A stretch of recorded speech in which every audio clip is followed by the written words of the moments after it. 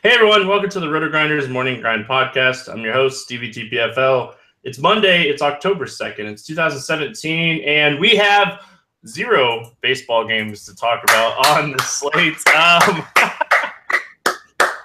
So people are going to be like, there's no baseball, there's no basketball, there's no football to really talk about. There is basketball, but we're not talking about it. Let's be quite clear. There's a very, very good playable 5-game preseason slate. Well, we're not talking about that. We're not talking about it.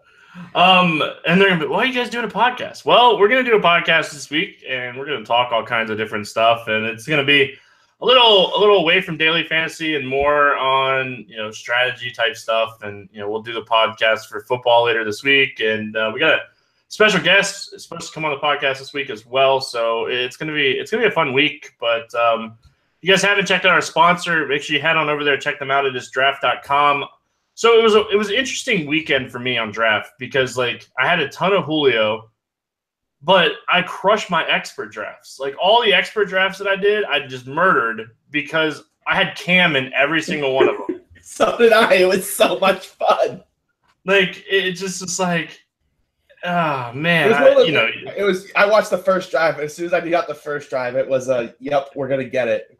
I was even when they settled for 3, I just knew. I was just like, yep, this is gonna work exactly the way I thought it was gonna work. Pat's defense is this bad. It was just a buckle up and have fun at that point. It was just how high is he gonna go?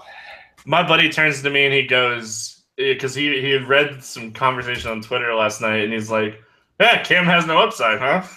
I laughed so hard. It was fun.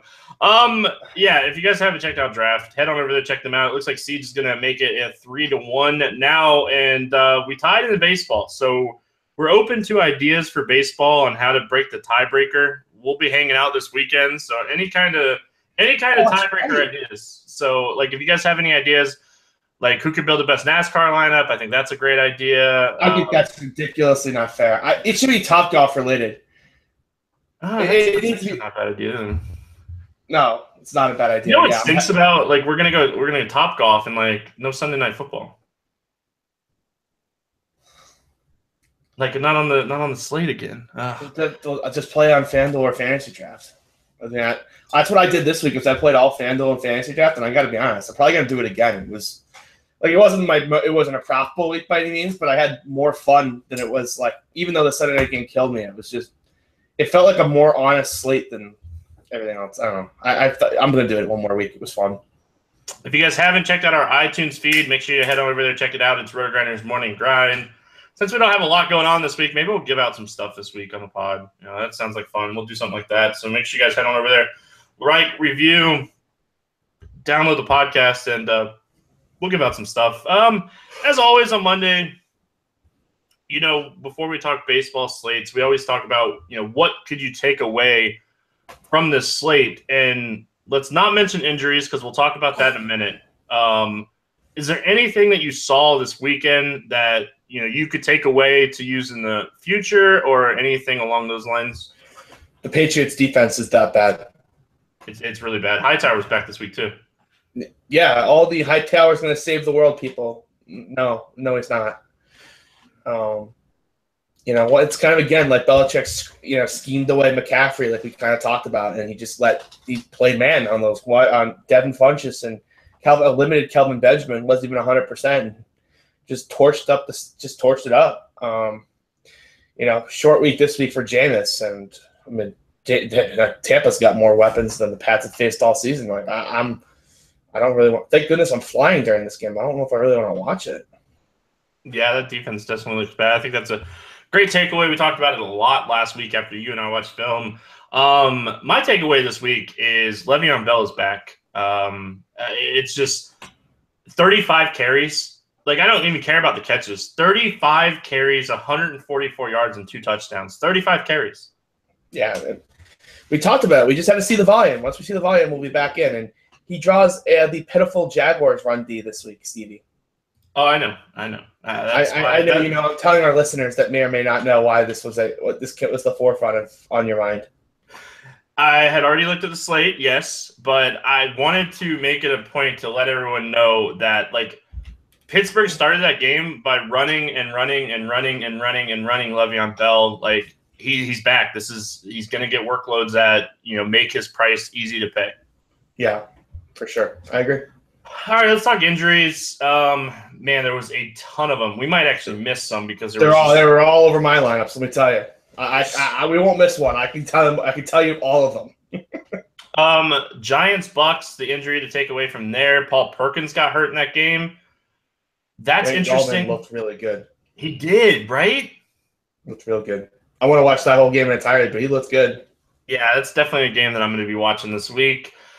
Bills Falcons, Julio Jones, hip flexor. Like that was man. When one of your core guys gets hurt, it's going to be a bad day. My entire core got hurt, Stevie, other than Cam.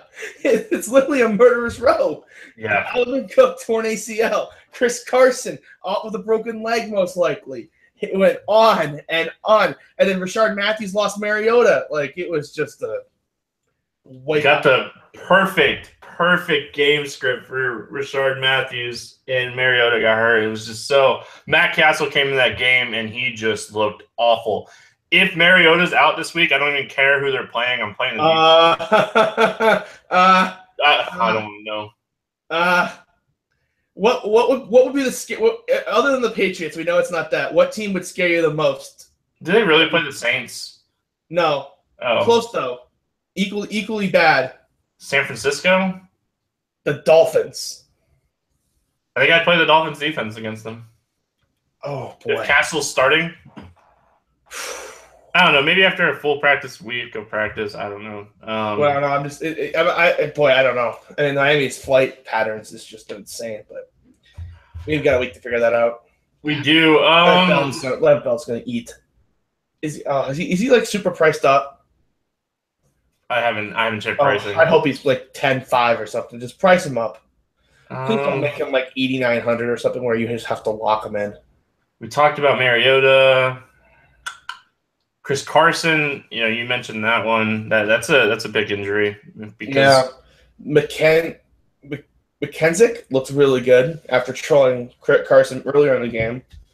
He looked good. He could take over a bigger part of that Chris Carson role. There was he was owned a little bit on FanDuel, and I was like, why? And there was a report that said that earlier this week that said he could get all the third down runs, like all the third down work this weekend. So people that did a little extra research there, we're on the train a little bit before everybody else. Yeah, that's the type of play too that could win you that 2-game slate too. 2 touchdowns. You're gonna have them. Am I missing any other injuries? Let's see. Odell Beckham hurt his hand, but he came back in. I don't think so. Yeah. All right. Well, we sent out a tweet. If you wanted to have your lineup reviewed, we were going to review some lineups because really, honestly, we don't have much to do today. It's not going to be a long podcast. We're going to kind of breeze through this, but we wanted to, when I first started playing DFS, one of my favorite things to do was reconstruct lineups. I felt like I could try to find out why they did this, where they messed up, and how I can improve it. So me and you are going to kind of do that today. And we're going to start with a FanDuel lineup here. And it is John Benjo. He went Deshaun Watson, Todd Gurley, Zeke Elliott, Keenan Allen, DeAndre Hopkins, Golden Tate, Cameron Brate, Sukup, and Bengals defense. Put up 162. This team was, you just look at it and it's just like, man, this team was really close to just being a team that, destroyed the slate. And he had kicker and Golden Tate. Like, Tate, let's talk. If you're going to play Deshaun Watson, I think the way to do it this weekend was to play Hopkins, which he did. Do you agree with that? Yeah, I do. Deshaun Watson, he looked good. Taking my L, he's probably going to be average moving forward, but he's still got problems with arm strength down the football field. And Will Fuller caught 2 shorter touchdown passes. I don't think that's going to be very repeatable. So I would probably still be stacking him with DeAndre moving forward as well. What's your thoughts on having Gurley and Zeke, both running backs from the same game? He got optimal games out of both of these guys. Do you do that very often? Normally, it's guys like this that are just like going to get all the workload. Guys like Gurley who like just doesn't come off the field, and guys like Zeke who just don't come off the field are involved in the passing game. All 3-down backs. I don't mind doing it in that scenario because like even if like one team's behind, right, they can still contribute in the passing game and still get you there. So it's kind of that type of situation that kind of need to be 3-down backs. I wouldn't do it with say like Chris Carson and I don't know, Frank Gore. Like obviously you wouldn't play this dude, but just player type wise. I think the listeners understand what you're saying here. Golden Tate was interesting because we knew Marvin Jones was going to be shadowed in that game, but I still didn't see the upside of playing Golden Tate on FanDuel. I thought he was a PPR guy this week. I think that's the one spot in this lineup that I think like pre-lineup build, not results oriented. I think pre-lineup build, that's where I would have went different. Yeah, I don't think I played a single Tate over there on FanDuel this week, so I agree with you. I think Tate is a PPR type site play. You gotta have multiple touchdowns really on FanDuel. It's tough for Tate to find ways to get multiple touchdowns in that offense. Now, you mentioned the kicker. I know that's something that you really pay attention to. What was your thoughts on this kicker choice? I didn't mind it, actually. You're taking the kicker opposing your offense, right? Ideally, if they're kicking field goals, the game's still competitive. This game script just got really far away from him. I normally don't take road kickers. I normally like to try and find home kickers in high totals, but given the lineup build, it's not the worst kicker choice. It just got them that low outcome, really. Yep, and we talked about Keenan Allen, Cameron Brate this week. Like both of those guys, I honestly like this lineup a lot. Like it's a solid build, a lot of correlation here. The one thing, like I said, that I think I would have changed pre-lineup build was Golden Tate on FanDuel. Yeah, I agree with that. All right, scrolling down, let's get another random one here. E-Money 1-1. Oh, that's another Watson lineup. Hold on. There's lots of damn Watson lineups. Where are all the Cam Newton people? Oh, there's plenty of Cam Newton ones. You want me to find a Cam Newton one?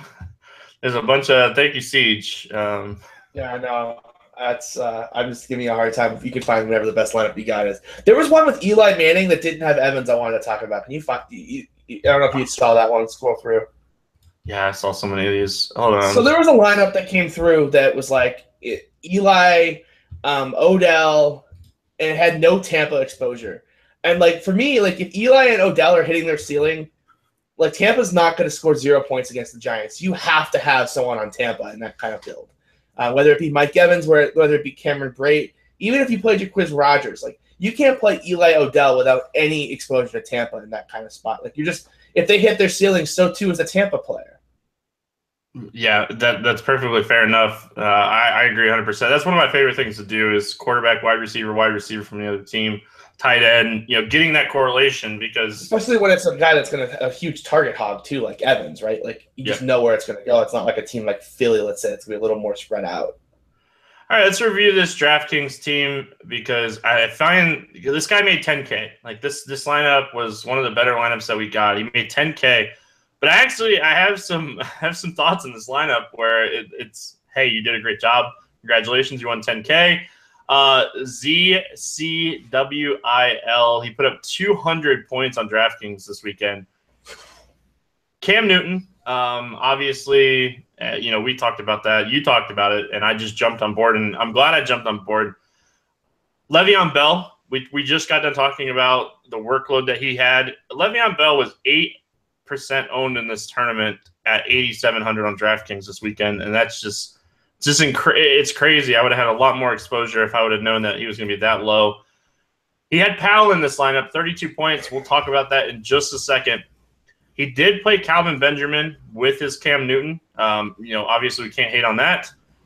AJ Green, and then he went DeAndre Hopkins, Charles Clay, Seth Roberts, Chargers defense. Let's talk about the Powell thing first. 4,600. He put up 32 points, and I think everybody that played Powell ran really well because it was like a 20 to 30 yard run, and he was down, and they didn't reverse it. And then clearly down by contact too. By the way, I don't know what the hell they were smoking in there in New York. Maybe they hadn't had their coffee at that point, and then like he got overtime as well. That that made it a little better. Like it could have easily been a 12 to 14 point game. But he also wasn't 15 to 20%. He ended up at 9%. People got scared off of it. So it's tough to be like, this was the worst play of all time. Like when I thought he was going to be 20%. It's like when he shows up at 9, it's a lot big difference between 9 and 20. So, I wouldn't have played it. I think, the power fade is one of the things that just absolutely killed me today because I played guys like CJ Anderson that didn't find the box instead of him. So, like, that ended up being a huge gap. But I think if I was to do it again, I think I would fade him one more time. Like, if they played again tomorrow, I would fade Powell. Benji with Cam Newton had no issues with that. I went the other way. I played Funchess, and it worked out really well for me. It was the only saving grace in my weekend this weekend. A lot of my Cam teams had Funchess, and it worked. The CMC teams didn't do anything. The Benjamin teams had 17. It was a good combo. When you're going to play a guy like Newton, I don't mind getting somebody around him. His upside is always in that rushing touchdown, but we saw today, like, he could throw for passing touchdowns as well. Yeah, for sure. Especially because if you played a guy like Funchess, you could pay up a little more at running back and hit those studs. So, like, that correlation worked out pretty well for you if you took that approach. Yeah, Rashard Matthews. How'd that approach work, buddy? Oh, Julio Jones, like that's where my builds went. Like it allowed me to do like the Julios and stuff like that. Thanks, weathermen in freaking Tampa. Don't know if it's gonna. If I had known it wasn't gonna pour in Tampa, all my Julio would have been Mike Evans. It should have been a difference though. Then he went AJ Green. So this is the critique I have. You have this lineup and you spend $8,600 on AJ Green, and you had to play Seth Roberts and Chargers defense. Me personally, and it worked out for him. Don't get me wrong. Me personally, and this is probably one of the reasons that I didn't win money this weekend. I would have went down here with AJ Green, tried to find a guy like even Keenan Allen. Yeah, even going down to Keenan Allen. Then I'm able to upgrade, Roberts and Chargers. That's the way that I would have approached this. But hey, how can you hate on a guy that made it a lineup that made 10K? Yeah, like Seth Roberts too. Like you could have found even there were better 3K punts than Seth Roberts too. Yeah, I didn't even mind. The other wide receiver in that game. My buddy before the game, he's like, "You want to make a bet?" And I was like, "I know you're on Curly as your punt." I was like, "Sure. Who's your punt?" And he's like, "You're going to laugh." I'm like, "I probably am going to laugh." He's like, "Cordell Patterson." I'm like, "Yeah, you're crazy. Yeah, easy money." And, of course, he had 6 for 33 and got more points than Curly. But it's just like, whatever. At that point, whatever. But, it is what it is. But it was funny. We talked about Charles Clay. DeAndre Hopkins was one of the best values on the slate. We said this is the week to just go overweight on Hopkins, and it worked out. Like, that game was exactly what we pictured from DeAndre Hopkins. Yeah. No, I wish I had stuck with that approach. Did not stick with that approach when I got off Watson. Oops. So, yeah, congratulations to you. It's a good lineup. I wanted to talk about one that wasn't as good that we could – this is a good one to talk about. So, Rejected Gaming 3 put up 150 on DK, and this is the frustrating one, but me personally, I don't think I would have gotten too frustrated with this build. So you had Tyrod Taylor, who put up 12.4. You had Dalvin Cook, who put up 13.4. Powell, again, another Powell team. Fitzgerald, who had that late touchdown in that game, got to 13.2.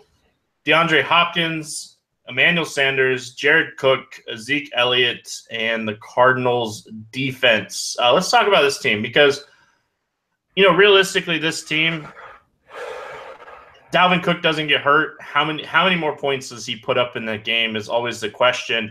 Tyrod Taylor, he had a decent game. He just didn't have that upside. He really didn't need it. Buffalo kind of controlled that football game. Yeah, I got off of Tyrod when I saw his numbers versus zone defenses. So that was like one of the good late decisions I made is listening to Rotogrinder show. Evan Silva brought that up, and I went back and looked at it. And it's going to be a thing moving forward is Tyrod versus zones as a fade and Tyrod versus man as a play. So we'll have to keep our eye on that moving forward. But, yeah, so, I got the Tyrod play, but I got off of that late. That thankfully was, one of the few saving graces at the weekend.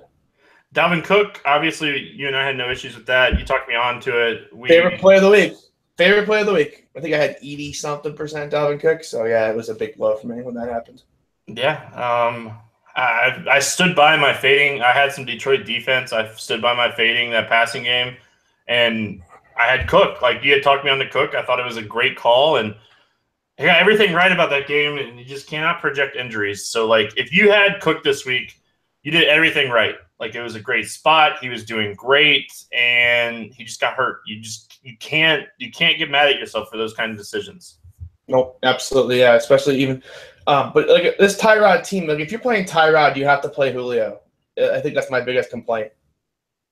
Like, right, and you're going down at Powell, so you're freeing your money up. You have Jared Cook, who personally I would went Brait or Austin or Jenkins there.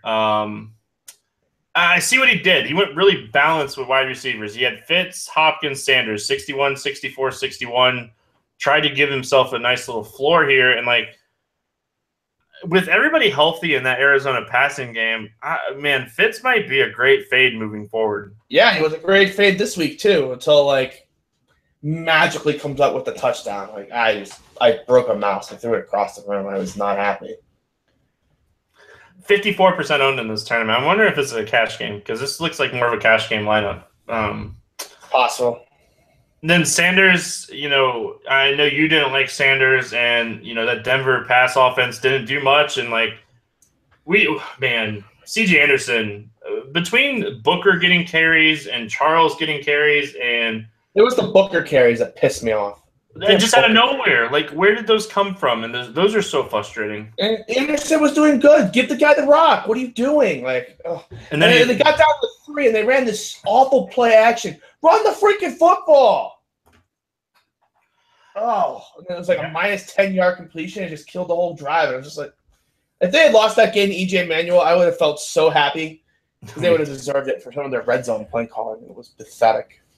Yeah, I don't like this Jared Cook play. Like, that was just one guy. I was very short on my tight end list, and, like, my tight ends did fine this weekend. And that was just one guy I just did not have on my list this week. Yeah.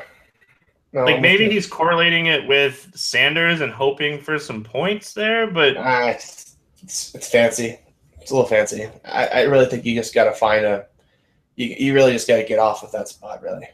I think I agree with you, though. I think on the Elliott flex play, I would have dropped one of those Fitz, Sanders, or Hopkins, upgraded to Julio, and if you're going to play Tyrod, I agree with you. Unless it's cash game. Cash game is the big difference. Yeah. All right. I think this is the team you were talking about, by the way. No, it's Eli Manning by himself. That one's interesting. Yeah. All right, let's do one more team, and then we'll get out of here. I'm looking for. All right, so this team's interesting. All right, the last team we'll break down here was a lot of these guys are guys that I liked this weekend, and like sometimes you have to not get down on yourself when you make decisions. And so this guy went Brady, Mixon, McCaffrey, AJ Green, Robert Woods, Fuller, Gronk, Jenkins, Jags defense. Let's talk about it. He played Brady and Gronk together. I think that was definitely an approach that I did on DraftKings this weekend with Gronk only 6,600 over there. And then he kind of correlated with Christian McCaffrey. Would you rather have McCaffrey there, or would you rather have Funchess or Benjamin? I would have rather had McCaffrey in that kind of spot. Yeah, personally. Yeah, don't disagree with that. And then he played Mixon and AJ Green together. I didn't do that at all this week. Yeah, I just could not pay that price for Joe Mixon. I just couldn't do it. There are still 3 healthy guys there, and it was just a spot that, like, when the list got, you're staring at 9 names on Saturday night, I just cut them out, and my buddy tried to talk me into Tyler Kroft, and I wish I had listened. Oh, he was so right. I literally went out. He's a top season long guy, and he was just begging me to play Tyler Kroft this week. He's like, he's a second red zone option there. And I was like, Brandon LaFell. He's like, your argument in this case was Brandon LaFell. And I was like, you're right. And then never got back to it because he went out and had a game. But I think Joe Mixon's out of play until someone gets hurt on that team. I just think it's going to be that kind of situation all season long. If you would have told me Joe Mixon was going to have 21 touches, I would have gladly been very happy about my play. Like I don't regret playing Mixon whatsoever. I played him more on FanDuel because of his price difference there. It's just 21 touches is exactly what I wanted. Like I wanted that. That's 20 plus touches at what was he 5,600 on FanDuel. Like it's exactly what I wanted. He just didn't do anything, and like okay, I can accept that. Yeah, I mean I don't think it was like a bad play by any means. I just wasn't one that I really was on by the end of the week. Robert Woods had a long touchdown, and was it pass interference or something? It was something, right? Like it was a horrific replay call. He got both feet in bounds, and then they just did. That's what it was. And they reversed back of the end zone, and then it went to Cup. That's when my whole day just turned around. Like everything went wrong right after that one. So yeah, like the Robert Woods play, I have no issues with this whatsoever. It put up 3 points. You missed a 30-yard touchdown or 20-yard touchdown would have got you at 4x. Yeah. No, exactly. I don't hate the Woods call. Sometimes it doesn't work out. That one didn't work out. Will Fuller was 3,800. Your boy. I played some, my boy. He opens up that offense so much. He's such a fade moving forward. I don't disagree, but look what he did for Lamar Miller. Like they opened it up, they got the passing game going, and Lamar Miller looked great in that game. The Titans just suck. They do. I don't disagree. With that statement. I'm just saying, like having that deep ball threat, having a DeAndre Hopkins. Deep ball. That's the problem. No, I don't disagree with that either. And then why did it have to be? Why can't he play? Like, why does it have to be Kansas City next week? Why couldn't he get like some middle of the order patch, so like 50% Deshaun Watson could have happened? Yeah, it's a Sunday night football game, so you can play it anyway. Deshaun Watson is gonna freaking the bust is coming. Like everyone crowned Carson Wentz after 4 weeks last year, and then he regressed. Like I don't know. Watson's better than I thought, but he's still not like this top 5, top 10 quarterback. Like he's still firmly in the 15 to 20 range.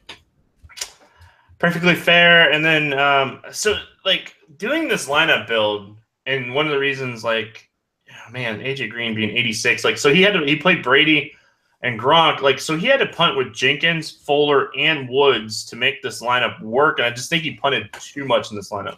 Yeah, again, that's just a spot you can't fit it. You can't fit everyone in one lineup. If you're playing Mixon, just take out AJ Green, go play one of those 6K receivers, and then upgrade somewhere else. Yeah, and then you could have potentially upgraded your flex out of Jenkins, and Jenkins 8.6. Oh man, that game script was exactly opposite of what I thought it was going to be. Yeah, for sure. That's it, man. I wanted to review a few lineups, give some thoughts on some of these lineups. Hopefully it helps. So really quick, before we get out of here, did you see Antonio Brown throwing stuff on the sideline? No. You didn't see that? No. So he is cussing and raging storm because he's saying, I'm effing open all the time.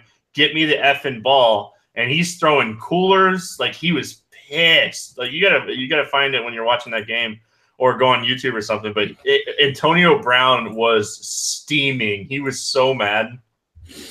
Yeah, wow. They did blow him out, right? So like he can deal. Yeah, I'm just saying, hey Jags, I'm sorry. Antonio Brown at home next week. I'm so sorry, Jacksonville. Destroyed next week. Lev Bell against that run defense, play action to Antonio Brown. Oh boy, I haven't played those two together this season yet, and it's just this is it. This is the spot. If the pricing is not good this week with all the value, this could turn into one of those really boring weeks where it's just you plug in your stars, you plug in your value, and you just hope you hit the right value plays. I hate these type of weeks. I have a bad feeling that's what it's going to turn into too. Yeah, we're getting bye weeks too. That's something that we need to mention. Like the Falcons, the Broncos, the Saints, the Redskins, they'll go on bye this week. So we're going to less games this week, and we're losing the Sunday Night Football game on DraftKings again is what it looks like from the slate that they have posted. Yeah, so one more week of me not on DraftKings. It makes it easy enough. So frustrating. Like I'm also going to be busy in Charlotte this weekend anyways. So yeah, but the Chiefs-Texans game, man. Tyreek Hill and Kareem Hunt against that Texans defense. Oh. It just stinks. It stinks. That's the spot I wanted to attack. I can't lie. I hear you. I hear you. It's only going to get worse as soon as they can start flexing, too. As soon as they can start flexing, it's only going to get worse. Anything before we get out of here? No, just a reminder, tiebreaker suggestions, send them. If you have something Topgolf related, that'd be awesome. I'm so excited for this weekend. Like, I'm already counting down the days. Yeah, man. Gonna take CJ to his first race this weekend. I'm pumped. Can't wait to get you to the track. And Charlotte's a fun track, so there'll be a lot of stuff. Charlotte's a fun city. I love Charlotte. Charlotte's one of my favorite places to go. I always stay downtown. It's always a good time, and I'm excited to get you out to your first race. It's gonna be a lot of fun. I'm excited.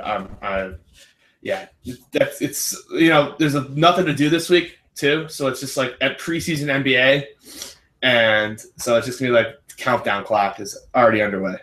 Yeah, preseason NBA. If you want to check out the Siege's Tournament Tactics NBA package, it's right there in the marketplace.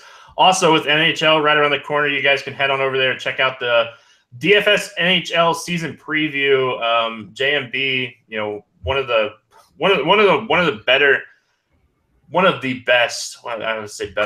best NHL writers in the industry, put out a package. You guys can check that out and get everything you need to know with the projections and stuff coming up here for this season. Hockey Writer of the Year the last 2 years. So, that's an awesome deal there. So a lot of stuff with no baseball going on this week until we know who's going to be in the playoffs and these wild card games. So there's a lot of time to do a lot of stuff. So make sure you guys are checking out the marketplace. There's a ton of stuff in the marketplace here at RotoGrinders. Yeah, absolutely. All right, let's get out of here. Appreciate you guys listening. Hopefully it was helpful. If it wasn't, I'm sorry. If it was, hey, that's awesome. So we'll be back tomorrow. I have no idea what we're going to talk about yet, but if you have any ideas for that too, feel free to hit me up. Good luck in no contest tonight, and we'll see you guys again tomorrow.